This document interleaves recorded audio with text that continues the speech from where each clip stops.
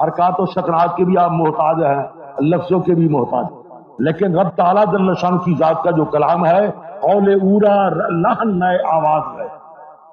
اللہ کا جو کلام ہے ان میں الفاظ نہیں ہے، اس میں لب و لہجہ بھی نہیں ہے، حرکات و سکنات کی احتیاج بھی نہیں ہے۔ اللہ کی صفت جو ہے وہ کلام نفسی ہے، یہ کلام لفظی ہے، یہ کلام لفظی ہے، وہ کلام نفسی ہے جو اللہ کی صفت ہے۔ اور یہ الفاظ جو ہیں اس پر دلالت کرتے ہیں، اس پر دلالت کرتے ہیں۔ پھر ان کی فضیلت کتنی ہے، ان کی فضیلت اتنی ہے کہ جس کاغذ پر یہ لکھے جائے اس کاغذ کو بغیر وضو کے ہاتھ لگا سکتے ہو؟ قرآن پاک کو بغیر وضو کے ہاتھ لگا سکتے ہو؟ نہیں۔ اور اس کی حفاظت کے لیے جو باہر سے گتا آ گیا اور قرآن پاک کو تم نے مجلد بنا لیا، جلد ہوگی، تو کیا اس کو بھی بغیر وضو کے ہاتھ لگا سکتے ہو؟ نہیں۔ اس گتے کی حفاظت کے لیے اوپر تم نے سیل کر ایک پالیسی چلا دی، وہ علیحدہ غلاف نہیں، ایک علیحدہ غلاف ہوتا ہے نا جس کے اندر ویسے لپیٹ لیں، ایک ہے اس گتے کے اوپر سیل چوڑی چلا دی، اس گتے کے ساتھ اس کا رابطہ ہو گیا، اس کو بھی بغیر وضو کے ہاتھ نہیں لگا سکتے۔ ذرا اندازہ کر کہ یہ کلام لفظی جس کے ایک لفظ پڑھنے سے تیرے دامن میں تسلے کی آتی ہے، تسلے کی آتی ہے، بڑی فضیلت، بڑی فضیلت ہے۔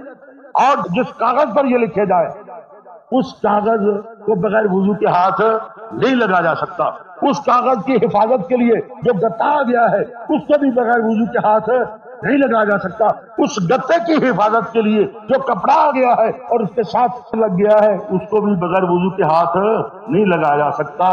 کلام اللہ کی صفت، کلام اللہ کی صفت ہے، یہ کلام لفظی، اس اللہ کی جو صفت کلام ہے، کلام نفسی، اس پر یہ دلالت کرنے والے لفظ ہے۔ ان لفظوں کی جب اتنی عظمت ہے کہ جب ان کو پڑھ کے تو پھونک دیتا ہے، سورہ فاتحہ پڑھ کے پھونک دیتا ہے تو شفا ملتی ہے یا نہیں ملتی؟ شفا ملتی ہے۔ سورہ اخلاص ایک بار اگر تو پڑھ لیتا ہے تو 10 سپاروں کا تجھے ثواب مل جاتا ہے، اور اگر 10 بار پڑھ لیتا ہے تو جنت میں ایک محل بن جاتا ہے، جنت میں ایک محل بن جاتا ہے۔ 20 بار اگر سورہ اخلاص یعنی قل هو اللہ احد اس کو پڑھ لیتا ہے تو 2 محل بن جاتے ہیں، 100 بار پڑھے تو 10 محل۔ نماز کی چھٹی، ہمارے صاحب نے اچھا نسخہ بتا دیا، آئندہ کے لیے نماز کی چھٹی ہو جائے گی، گھر بیٹھ کے 100 بار یہ تسبیح پڑھ لیں گے قرآن شریف کی، 10 ہر روز کے محل بنوایا۔